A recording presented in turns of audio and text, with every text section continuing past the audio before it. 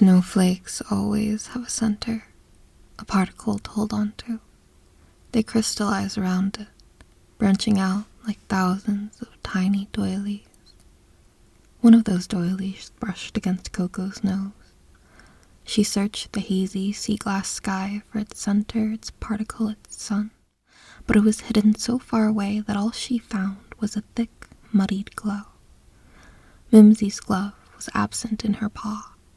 She looked down. Mimsy was crouched in front of an unlikely dandelion. It shivered in the wind and cold. Mimsy pawed at the dusts of snow that buried its leaves. They sprang up, reaching for her. She dug a circle around it, careful and attentive.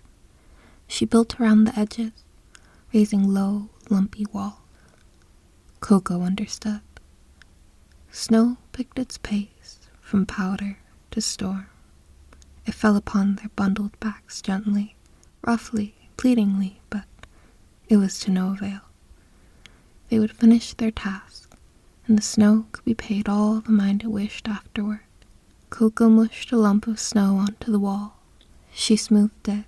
It crumbled slightly, yet the bulk of it held strong.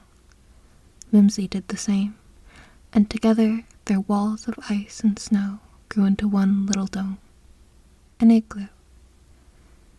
Everything, as it bobs and weaves through the ocean of time, grows heavy.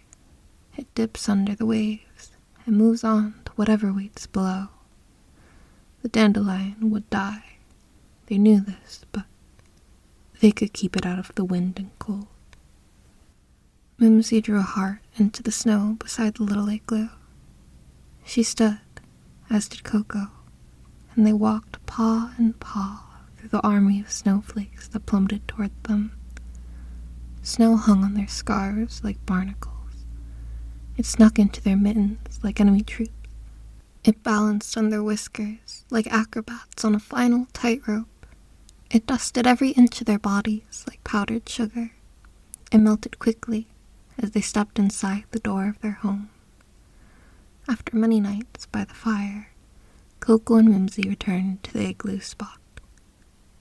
They pushed away pawfuls of snow till, eventually, they found it again.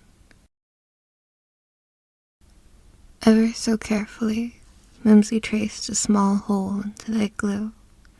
Slowly but surely, she carved a window where the sun, moon, and every silent star to shine through. Crumble after crumble tumbled down the igloo's side. Mimsy stopped. It nearly blended in with the white walls, but there it stood, clear as day. Over the stormy nights and tumbly mornings, the dandelion had bloomed into a perfect puffball, a bundle of wish seeds. Coco asked Mimsy if she needed it. Mimsy shook her head. Did Coco want it? Coco thought and shook her head. She didn't need it either. They stared at the wishing ball for just another moment before turning their backs, linking their paws, and pattering away.